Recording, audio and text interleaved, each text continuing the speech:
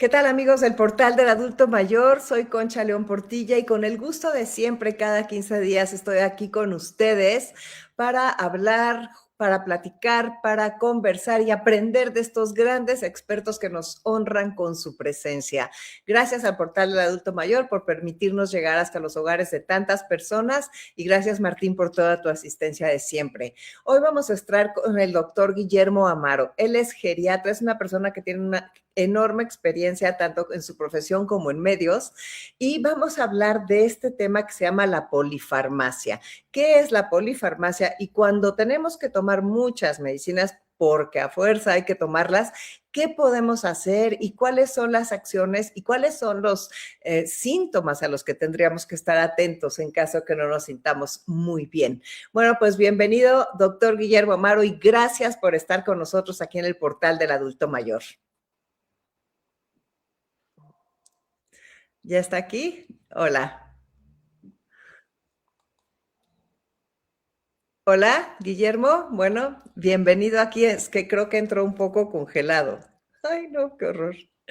Ahorita se va a arreglar técnicamente. Martín, no sé qué pasó que está congelado. Bienvenido, Guillermo.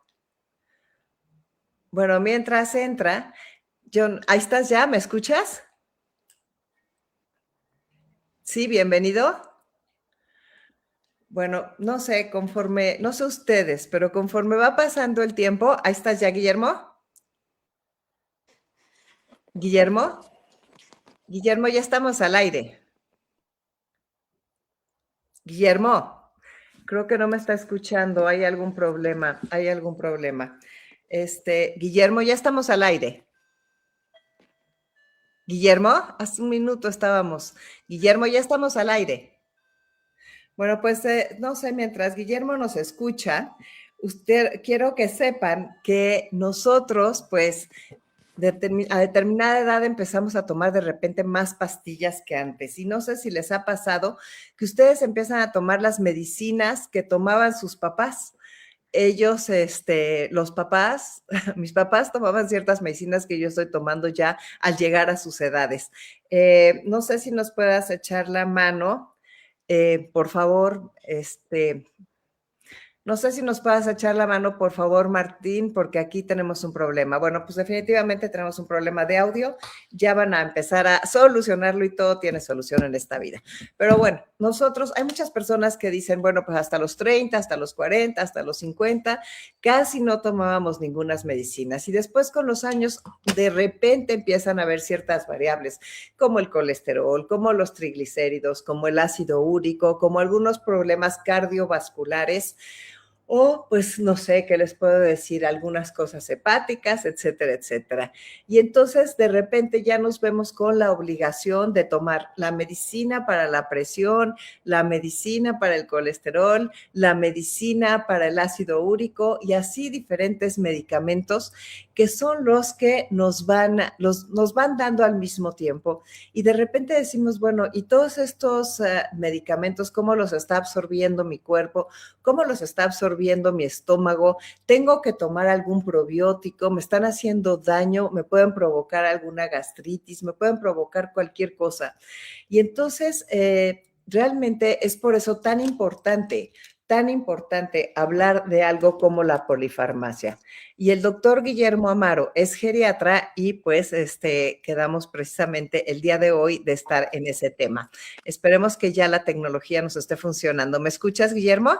Aquí te escucho perfectamente. Ay, qué bueno. Sí, perfecto. Sí. Bueno, entonces me gustaría que les dijeras a las personas que nos están escuchando qué es la polifarmacia. Mira, las definiciones nunca me han gustado porque cada quien las toma como le gustan, Ok, pero hay algo muy importante. La polifarmacia inclusive ahorita se está nombrando junto con los demás síndromes geriátricos. De esto comentaremos después de los famosos síndromes geriátricos. Pero la polifarmacia es el momento en el cual una persona, en este caso adulto mayor, tiene en su haber más de 5 prescripciones de medicamentos distintos en su día a día. En este momento hablamos de 5, pero es un número ideal de los que están describiendo esta condición. Sin embargo, cuando nos llega el paciente a la consulta, Tenemos pacientes que traen verdaderas hojas tamaño carta por los dos lados, llenas de medicamentos y toman para todo. Polifarmacia no quiere decir nada más que estemos utilizando medicamentos, los conocidos como de patente, sino también para efectos farmacológicos se incluyen todos los medicamentos de herbolaria, los medicamentos homeopáticos, los suplementos alimenticios, los suplementos multivitamínicos u otros suplementos que el paciente esté utilizando, a veces sin saber por qué, pero le dijeron tómatelos y los toma. Claro, claro, y eso es increíble porque de veras, ya cada vez más que vas al médico te dice, incluyendo suplementos, dígame qué se está tomando, porque hay Exacto. cosas que chocan. Por supuesto, muchas de ellas, mira, lo que pasa también es que recuerda que ya cuando estamos arriba de los 60 años y si nuestra vida, como es el 95% de los viejos en la actualidad, yo llamo mucho a esto viejos, ¿eh? No de manera despectiva, pero ha sido la palabra con la que yo los identifico siempre. La Nos mayor encanta. parte de las personas mayores de ese, perdón. No, aquí nos encantan los viejos. Ok, estamos con los viejos entonces. Mira, la mayor parte de las personas que llegamos después de los 60 años en esta época, generalmente no estamos llegando con una salud óptima. Estamos cargados de una serie de problemas. ¿Por qué? Porque no tuvimos nunca todo lo que ahora está de moda. No tuvimos un autocuidado perfecto. ¿Qué será el orto cuidado? Se nos eh, está... de tener una buena cuidado, como te digo, cuidado nuestro, no lo hay. Entonces, tenemos mira, Bueno, seguimos teniendo problemas con la señal, me muero de la pena con todos ustedes, pero bueno, en un momento Martín seguro lo arregla.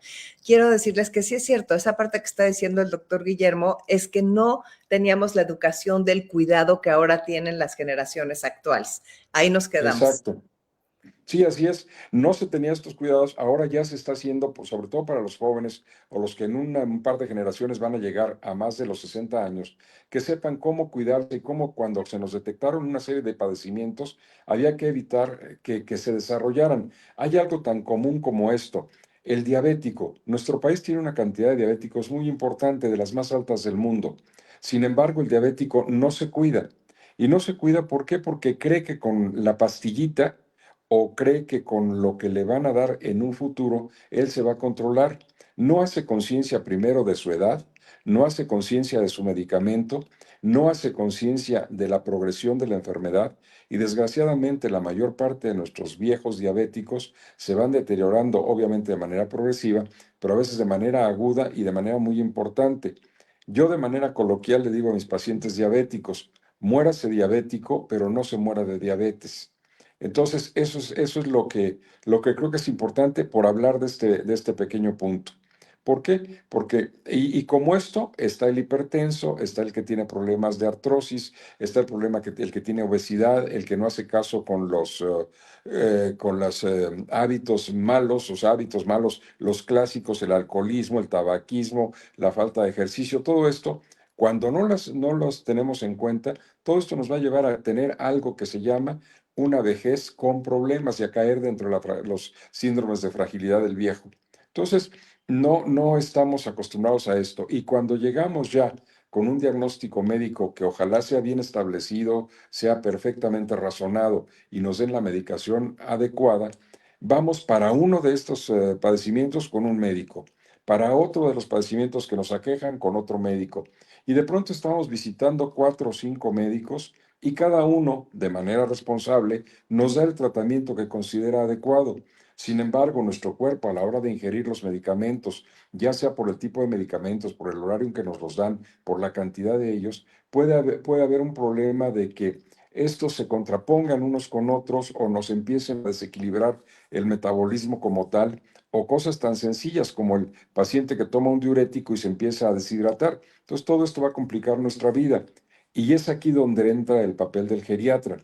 El geriatra como tal no es el que resuelve todos los problemas viejos del viejo, los problemas médicos del viejo.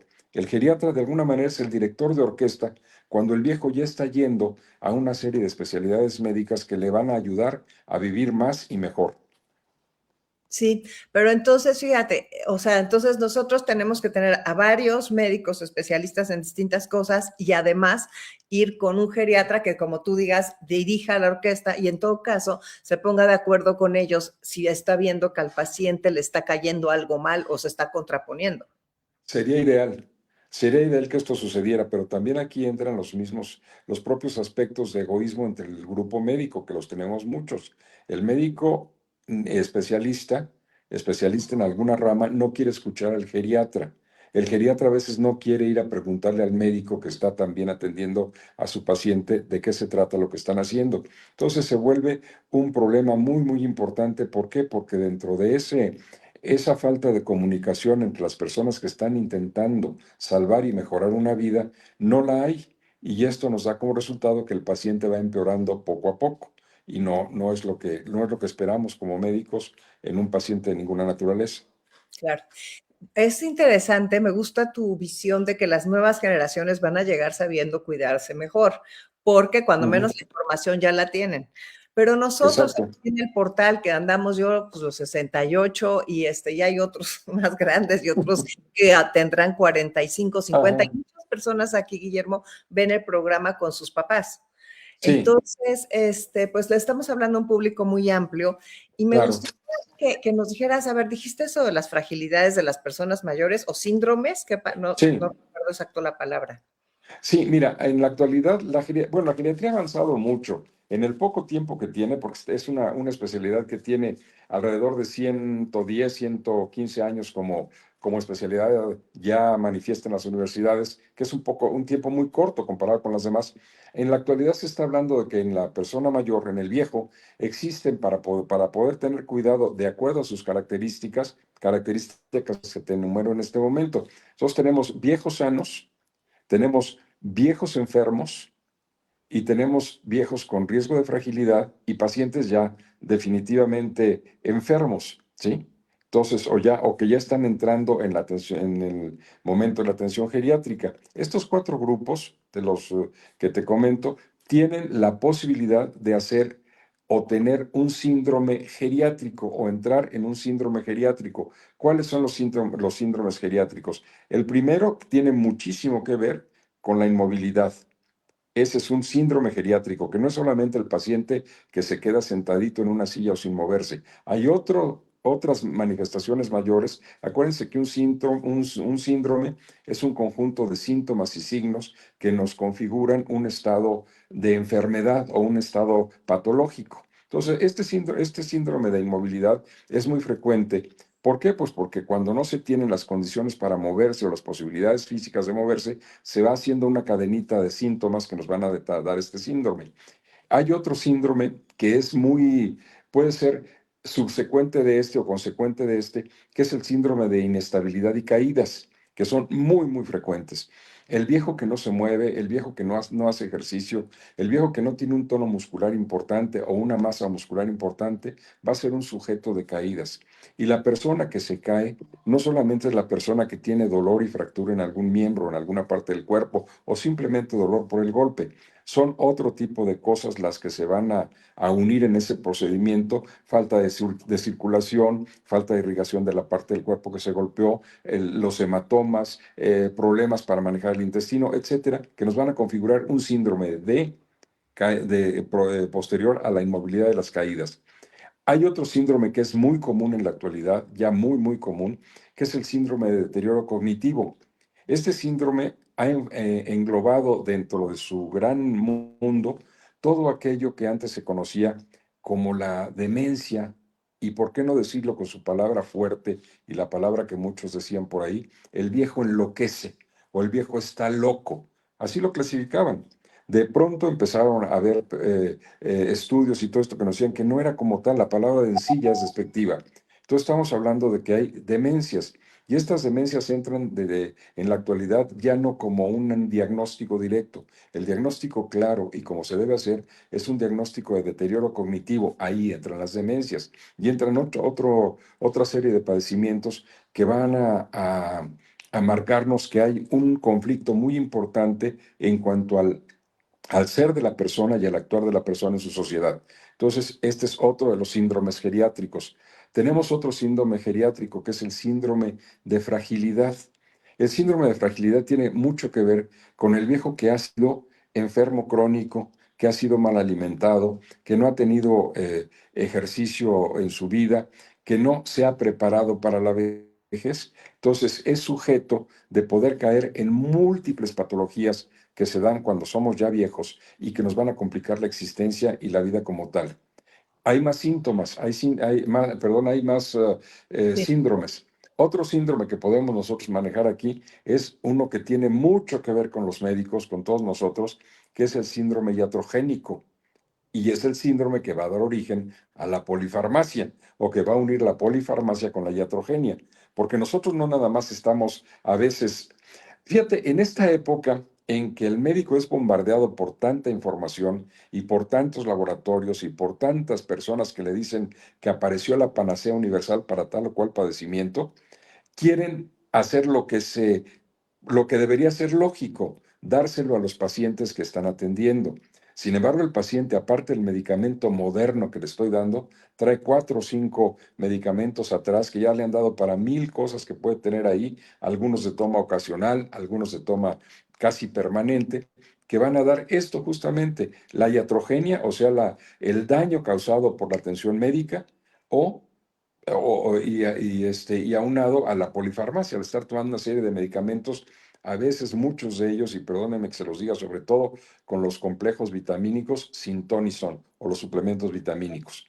Otras personas también mencionan dentro de los síndromes geriátricos la depresión y el aislamiento. O sea, todo lo que está sucediendo, es importante que lo veamos, que todo lo que está sucediendo alrededor del viejo debemos nosotros darle la mayor de las consideraciones. ¿Por qué? Porque alrededor de una persona que tenemos enfrente y que nos manifiesta, en este caso que estoy diciendo, esta parte de los síndromes, nos habla de aislamiento y nos habla de la consecuencia del aislamiento, que es la depresión, estamos ante un síndrome geriátrico muy importante.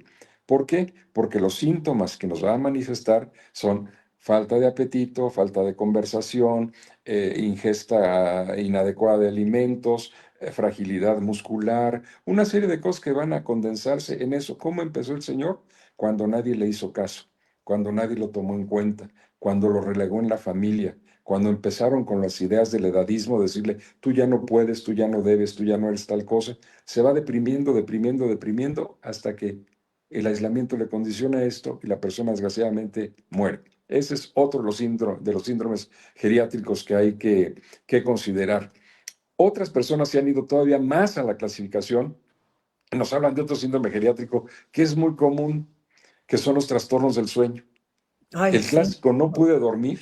Bueno, Ah, eso engloba muchísimas cosas, porque no puedes dormir por 1000 cosas, cosas físicas, el calor, el frío, cosas sociales, la angustia, la pérdida, los eventos sociales, etcétera, o muchas veces porque hay un deterioro en nuestro metabolismo que nos impide conciliar el sueño de manera normal. Entonces, entra también dentro de los síndromes de esta naturaleza.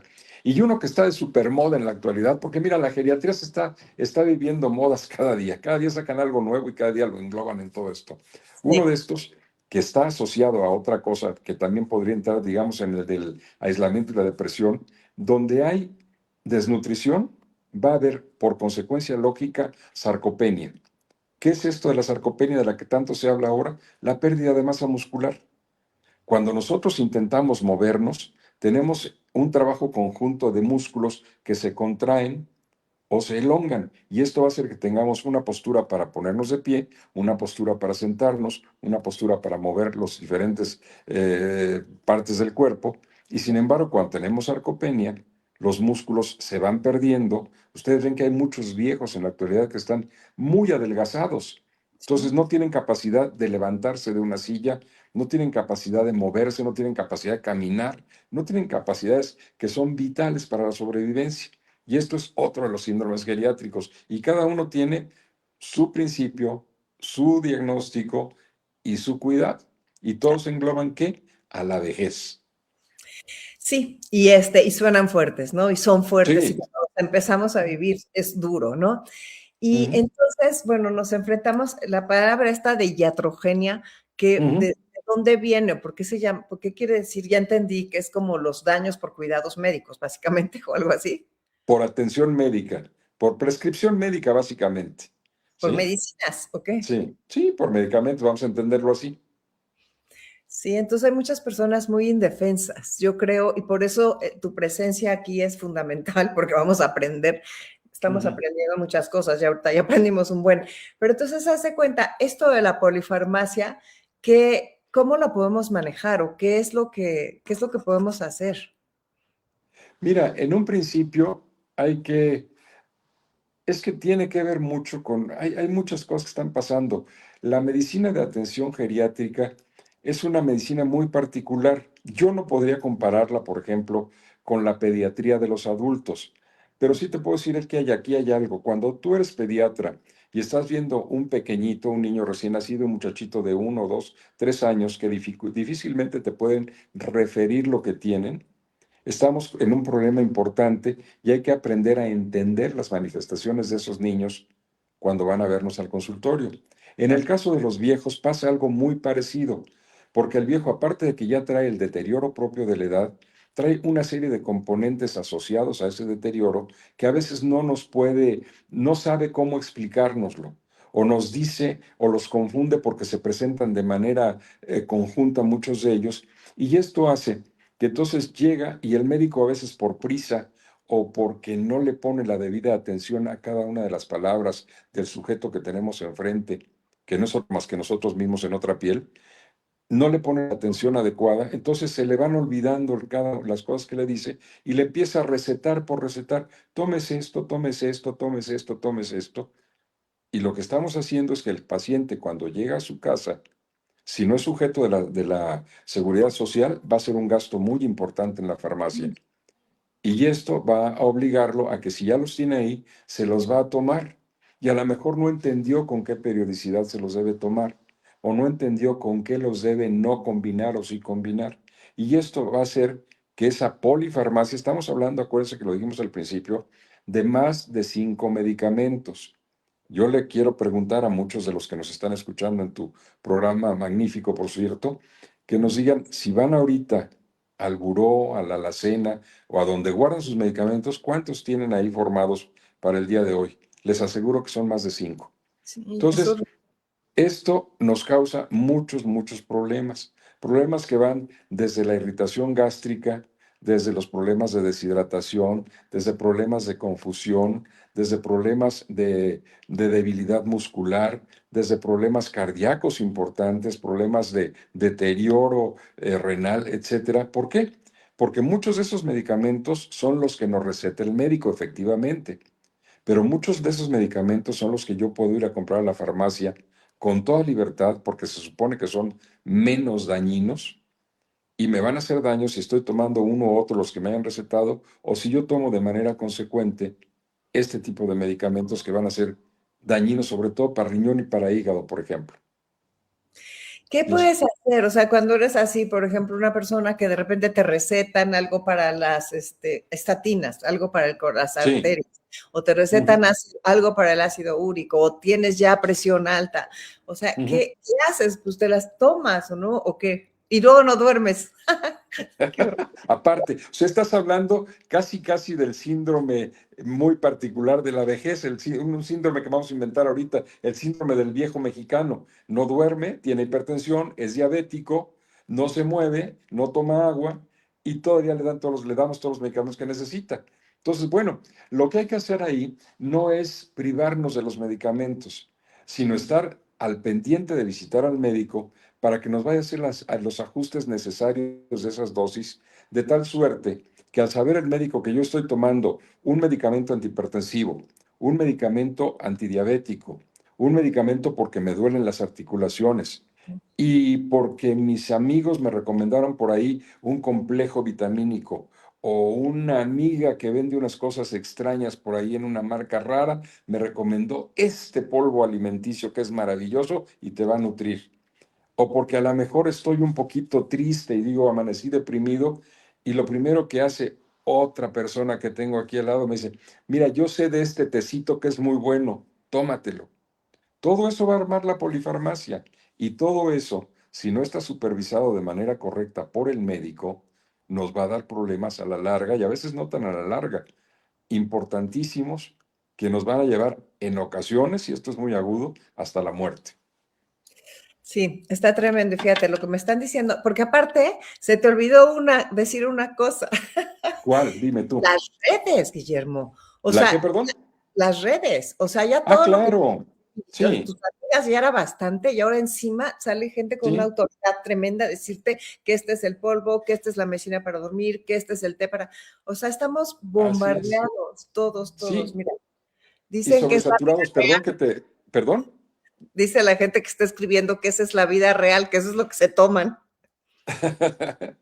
Pues sí es cierto, sí, así es. Y mira, ahorita que dices redes, por ejemplo, hay una de los portales o no sé cómo le llaman a cada cosa que uno ve, que es muy favorecido y muy socorrido, porque cada día hay más personas mayores, viejos, como yo les digo, que afortunadamente ya aprendieron a usar la computadora o ya aprendieron a usar el teléfono y a sacarlo jugo para algo que es útil. Entonces, si me duele algo, consulto inmediatamente al doctor fulanito, no persona, sino nombre de un portal de internet. Y Claro, ahí abro y le pregunto, ¿qué me está pasando porque no puedo orinar como yo orinaba? Entonces el doctor me va a decir, puede pasar esto y esto.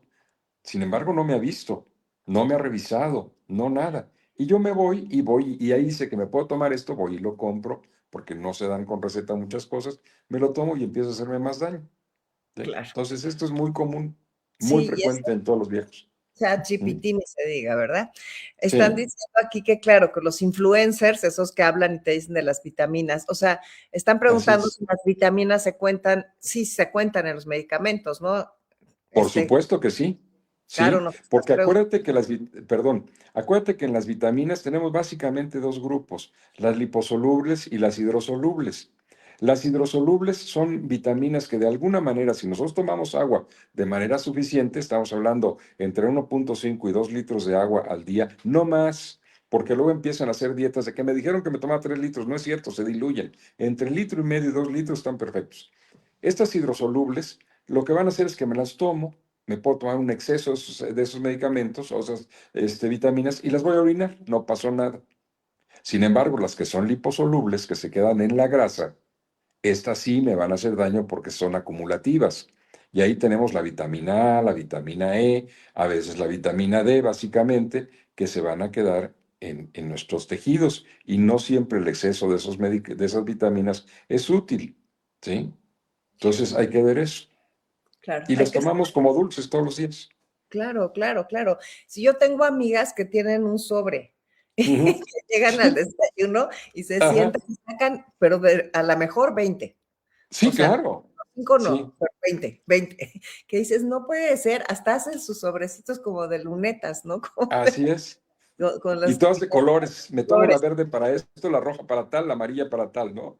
Sí, Así fíjate, es. sí, yo tenía una hermana que una vez le iban a operar de la columna y se estaba Ajá. tomando quién sabe qué cosa que le dio una amiga para el dolor, que ya en el Sí, quirófano a punto de entrar, le dijo el doctor, sí. oye, no tomas ningún suplemento, ¿verdad? Y le dijo, Ajá. sí. Y no me acuerdo qué cosa era, pero sacaron la camilla y directo al cuarto. O sea, Sí, imposible, le dijeron, te vas a desangrar. claro. Sí, así Entonces, es. pues sí, tenemos que ser mucho más responsables. Y los test, ¿no? También creo que es Claro. tuyo. Fíjate que hay un tecito que mucha gente da porque es una hierba que sí funciona cuando se sabe dar, pero si no se sabe dar hace un daño mucho mayor de los que podemos esperar de él y es muy común en mucha gente. La famosa hierba de San Juan, el hipericum. El hipericum como tal es un antidepresivo ya extraído de la planta y ya dado de manera farmacológica al paciente. Sin embargo, en los mercados que hay de hierbas aquí en nuestra ciudad, hablando de la Ciudad de México o en cualquier lugar donde nos escuchen entre los hierberos, se vende esta rama, se cuece y se toma y las personas que la toman pueden entrar que pueden tener una serie de padecimientos asociados importantísimos que van desde depresión hasta problemas cardíacos directos, a veces problemas respiratorios, etcétera. Y es una hierbita que me dijeron, tómatela y te va a funcionar. Y no es así. Hay que tener eso mucho cuidado.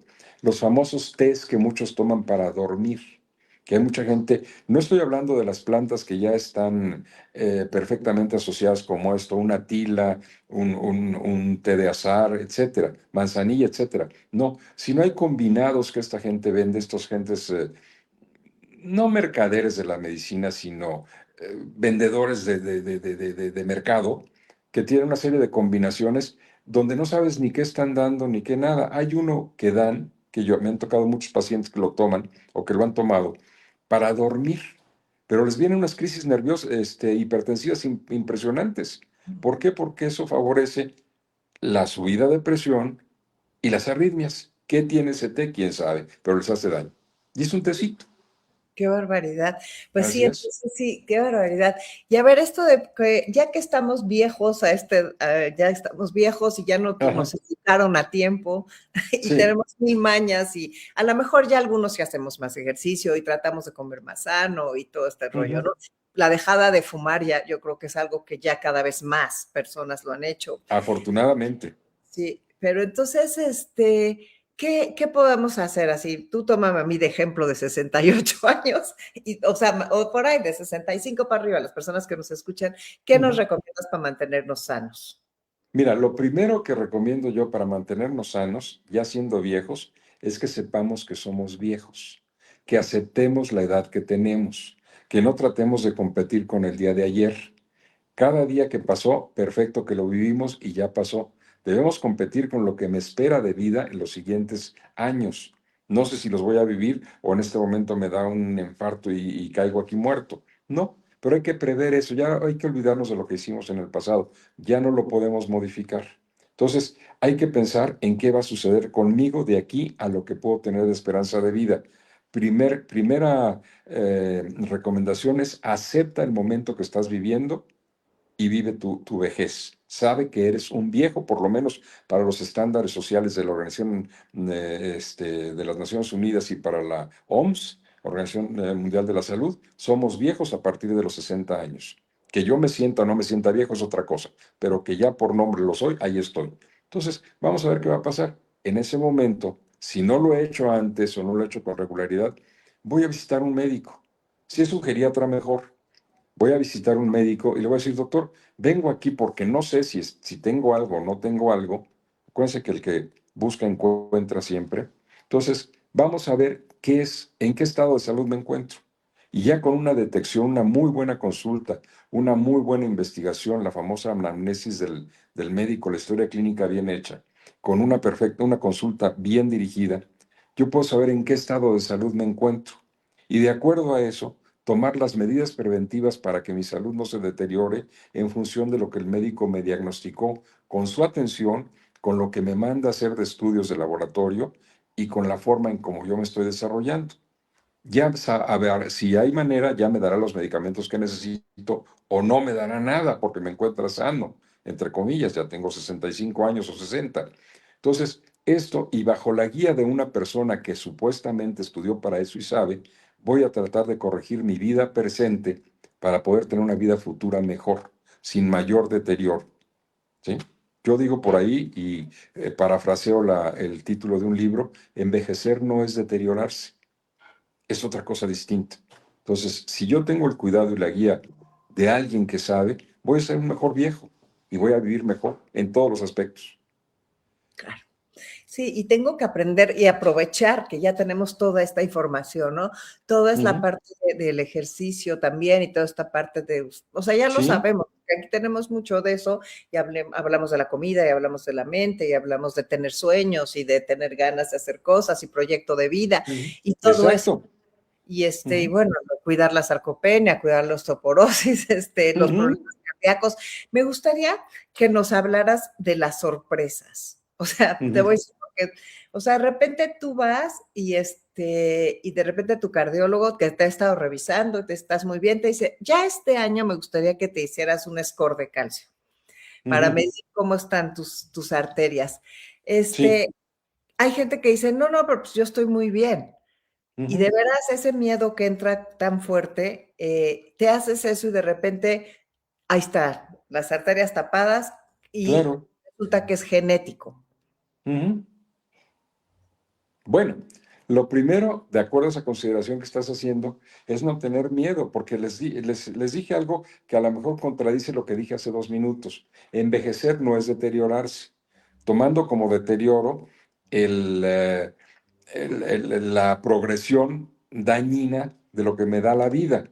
Sin embargo, el costo por vivir desde que nazco hasta que llego a los 60 o 65 años va haciendo que muchos de mis elementos anatómicos vayan cambiando. Algunos se vuelven insuficientes, algunos se vuelven, colectan ciertas cosas, algunos hacen que por la vida que tuve, la alimentación que tuve, etcétera, por ejemplo, en estos casos, yo vaya teniendo colesteroles altos que no me cuidé en los años anteriores, y el colesterol alto mucho lo voy a desechar, pero mucho se va a volver, se va a calcificar en las arterias.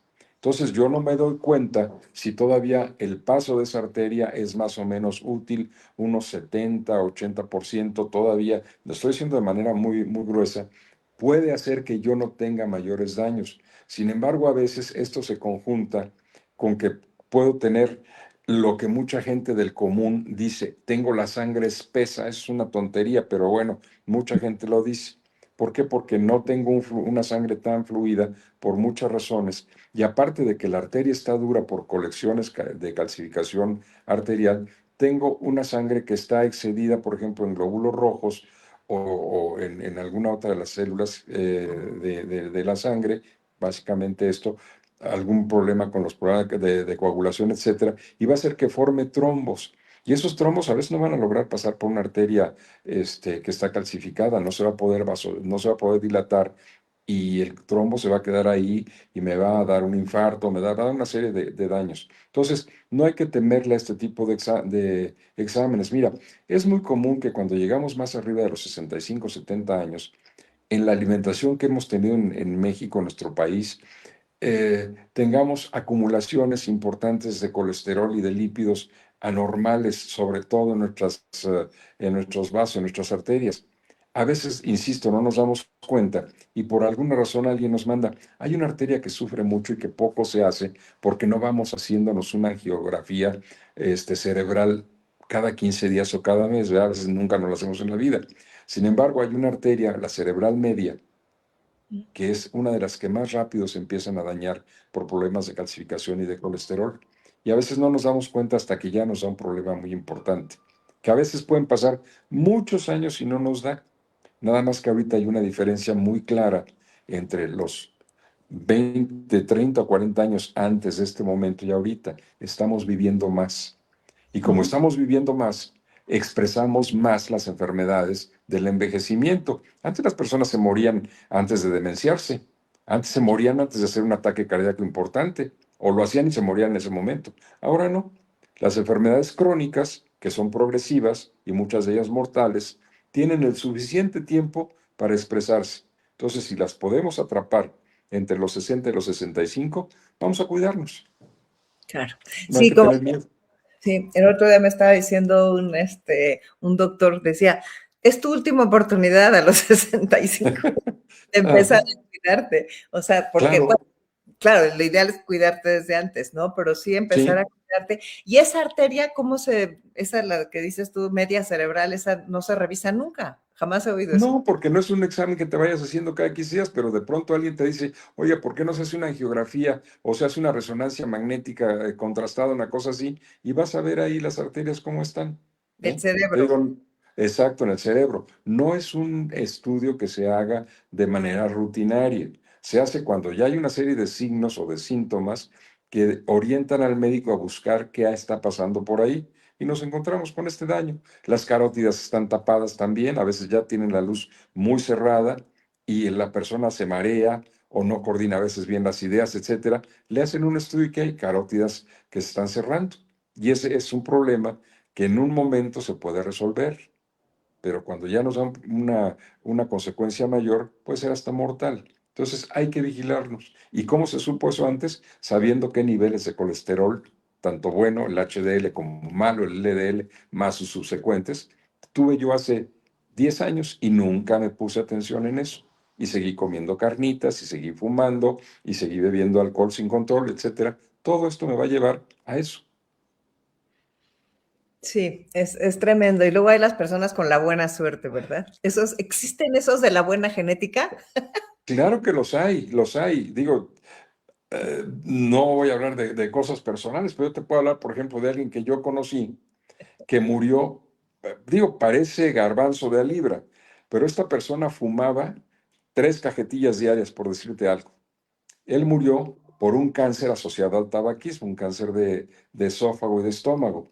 Sin embargo, a la hora de revisar sus arterias cardíacas, que se le hizo un estudio de angiografía coronaria y todo esto para ver cómo estaba para algo que le iban a hacer, obviamente no lo iba a hacer yo, pero me enteré de eso, tenía unas arterias coronarias maravillosas, como si nunca hubiera fumado en su vida.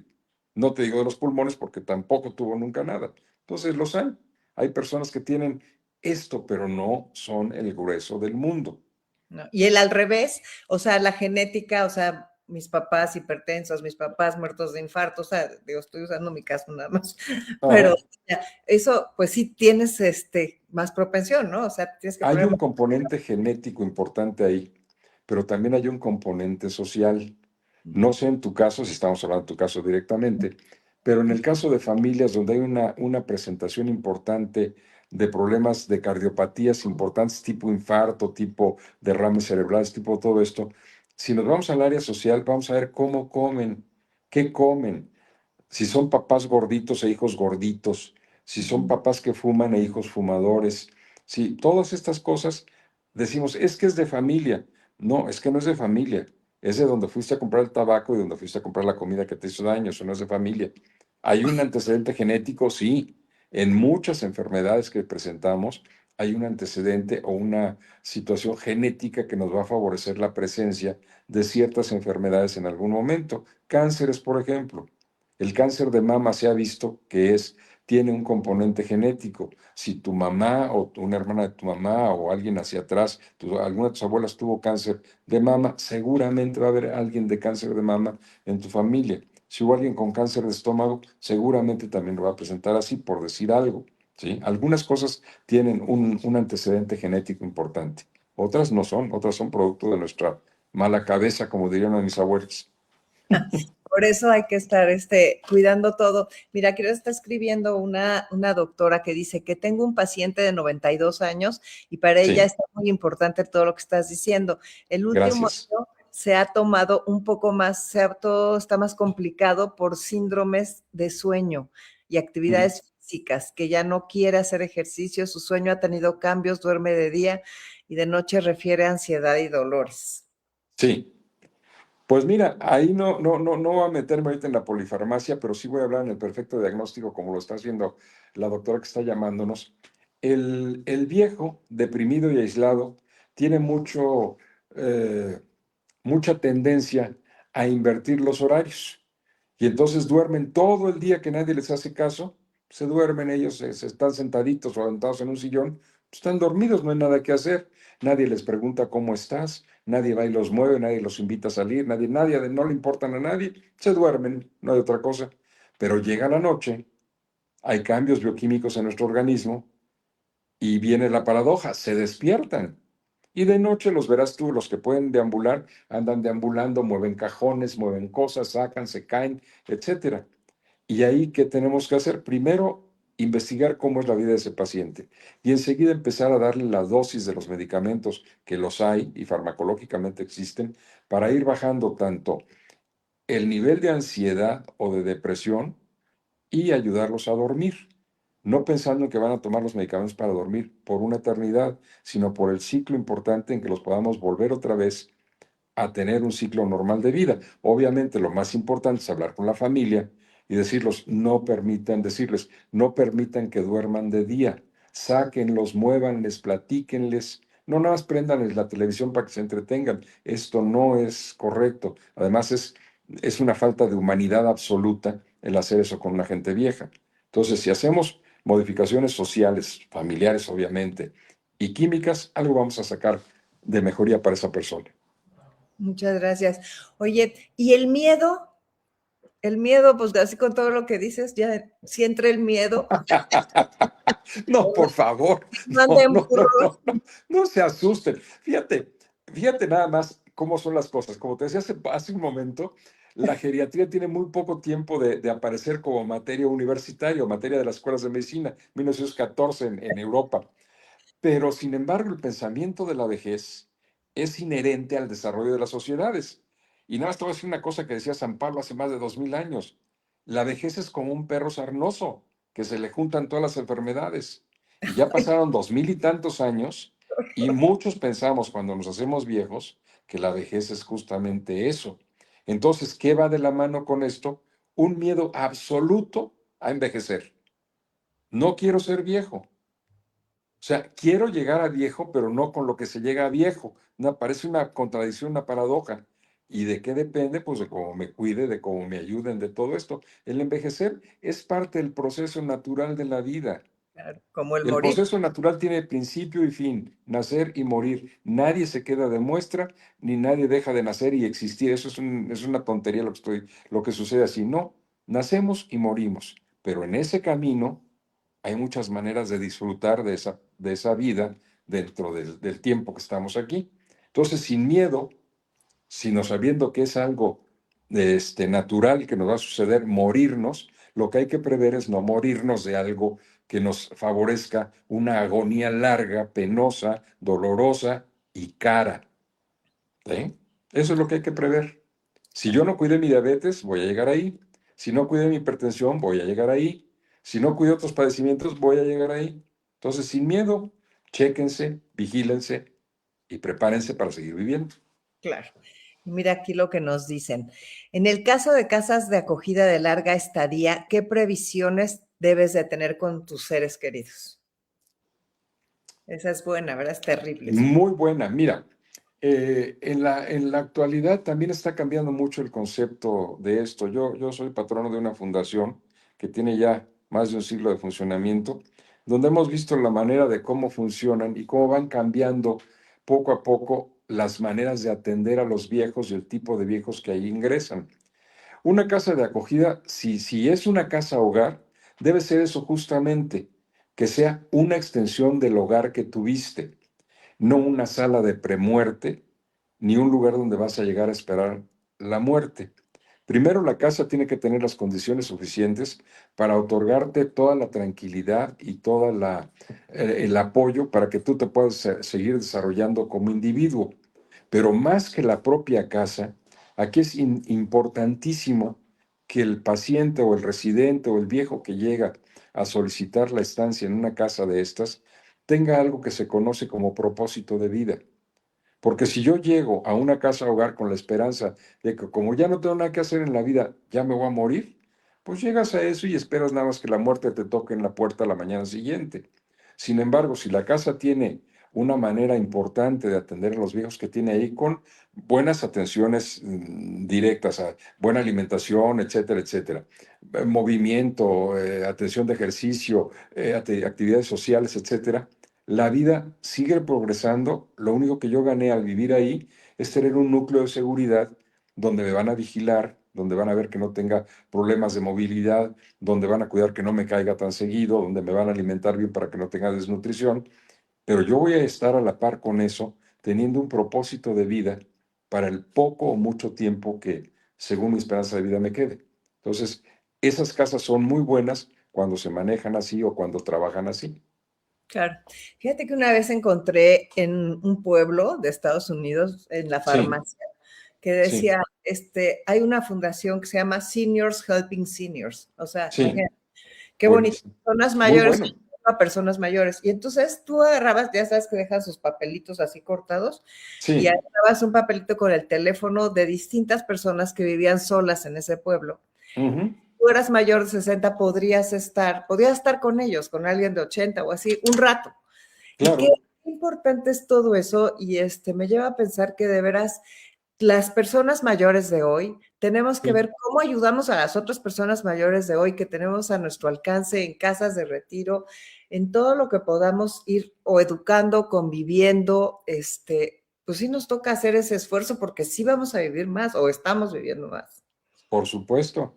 Por supuesto. Mira, ahorita me viene a la mente un comentario gracioso. Digo, no sé que no creo que sea muy gracioso en mí, pero es gracioso cuando lo escuché de una señora que le están celebrando su cumpleaños número 80 Y todo el mundo está fascinado porque la señora convive, la señora platica, la señora está muy bien, se levanta, disfrutó la fiesta enormemente. Y alguien le pregunta, oiga, ¿y qué ha hecho usted para llegar a los 80 años tan bien y tan sana y tan alegre y tan todo esto? Trabajo. Y le pregunta a esta persona, oye, ¿en qué trabaja? Cuido ancianos. O sea, imagínate una persona de 80 años Qué que cuida maravilla. ancianos. Bueno, ahí está el key de todo, es el compartir la vida con otros. Eso nos va a ayudar. ¿Sí? Fíjate qué maravilla. Estaba leyendo ahorita también en un periódico español que ves Sí, que ahí hay muchísimos viejos, o sea, está sí, claro, tremendo. claro. Y entonces te ponen la foto de Doña José, que es la cocinera, y les Sí, cocina a 4 hombres, y sí, 4 hombres de su edad, más o menos, pero se veían muy grandes, pero tenían como 72 o a 80, y ella sí, les cocina y el hombre, y rentan todos un departamento, y no se conocían. claro, Ella tenía el departamento y dijo, ya no puedo pagar el alquiler, nunca me visitan mis hijos. Y sí, entonces renta las habitaciones, cada quien se encarga de arreglarlas. O sea, y claro. entonces dicen que el cohousing, o sea, el compartir Perfecto. es más grande Así es. entre los viejos que los jóvenes. Sí, sí, además es una medida económica muy importante, muy buena y muy útil. Tiene una gran responsabilidad, porque alguien de esa casa va a ser responsable de la vida de 3 o 4 personas que tenga ahí viviendo. Y decir, de cosas muy particulares que les puedan pasar, porque a veces no están en las condiciones de que si uno se cae, entre todos lo van a levantar, porque todos están más o menos el mismo estilo. Pero es una de las medidas económicas y tendencias actuales de la atención de viejos, como lo has mencionado, cohousing, donde si nosotros nos reunimos, no para hacer un gueto, porque esto tampoco es útil, no es para que seamos puros viejos ahí nada más, no, sino que estamos viviendo en un lugar seguro, tengo mi recámara, tengo un comedor común, hay una persona que me atiende, puedo salir al médico cercano, el médico me va a ver, me están vigilando, me están ayudando con auxilio espiritual, me están ayudando con muchas cosas que se requieren cuando soy viejo, pero en un ambiente de seguridad que me cuesta menos que tener mi casa de 3 recámaras y de etcétera, para desperdiciar ese gasto. ¿Por qué? Porque a lo mejor yo nunca voy a ninguna recámara, estoy sentado en la sala todo el santo día, ¿sí? Entonces, esta idea de la vida compartida entre las personas que más o menos pueden hacerlo es una idea fabulosa para poder seguir adelante con la vejez. Como te decía hace un rato, hay que prever lo caro y envejecer cuesta y cuesta mucho. Claro, es carísimo. Yo creo que, fíjate, cuando nos ponemos a verlo, hay que prever lo que cuesta, hay que prever cómo mantener nuestra autonomía y nuestra dignidad el mayor tiempo posible. Así es. Tocaste la parte espiritual también, que es muy importante, según yo. Sí. Yo lo veo todo esto como una construcción interior. Ujú. Sí, definitivamente sí. Acuérdate que dicen por ahí que hay mucha gente que está muy alejada de la iglesia. No voy a hablar de una religión en particular, que está alejada de todo esto y que sin embargo cuando empieza a envejecer se empieza a acercar a esto. ¿Por qué? Porque entonces tenemos una mayor conciencia de nuestra personalidad. Yo ya no soy el papá de Juanito, ni el novio de Pepita, ni el tío de no, ya soy yo. Y ese yo tiene un componente espiritual y de acercarse a la divinidad o acercarse a algo muy poderoso posterior o acercarse a algo universalmente muy grande e importante que me dio la vida, por decirlo así. ¿Y cómo lo hago? A través de mi propia introspección, a partir de mi propio conocimiento de mí mismo y de mi cercanía con algo que durante toda mi vida lo vi como algo muy natural, pero que en este momento está siendo muy importante porque es la única eh, posibilidad que tengo de asirme a algo que yo considero seguro y considero confortable, que es tener fe en algo y esperanza en algo. ¿Y esto se logra con qué? Con un buen consejo y auxilio espiritual. Todas las religiones lo presentan, en todas existe esto. ¿Sí? Y guardar nuestra autonomía, o sea, tratar de mantener nuestro valor para decir queremos que las cosas sean así. O sea, toda esa parte tan importante, ¿no, Guillermo? O sea, pero hay que prepararnos para eso, hay que Sí, aprender. por supuesto. Porque acuérdate que para poder seguir siendo independientes y para seguir siendo autónomos, primero tenemos que haber estado o seguir estando sanos. Para ser independientes y ser autónomos, socialmente tuvimos que haber sido ahorrativos. ¿eh? Socialmente, para poder seguir siendo sanos, tuvimos que tener un grupo de amigos con los cuales apoyarnos en el momento del envejecimiento. Obviamente muchos se van a quedar en el camino, pero muchos no. Entonces puedo hacer un muy buen grupo de amigos, tener un peso para gastar en alguna cosa que a mí me interese, en mi medicina, en lo que tú quieras, pero tener una seguridad económica, tener una seguridad de atención de amigos y obviamente tener un estado de salud importante que me permita gozar de todo esto, de lo que logré y de los amigos que tengo, que son el patrimonio más grande de la vejez. Claro, ¿y tú qué tantos pacientes recibes así? ¿Tú crees que hemos evolucionado los viejos o que todavía nos falta? ¿Pero crees que ya hay un avance? Fíjate que yo creo que sí. Yo creo que sí, en primer lugar, porque el paciente está llegando más temprano a la consulta médica.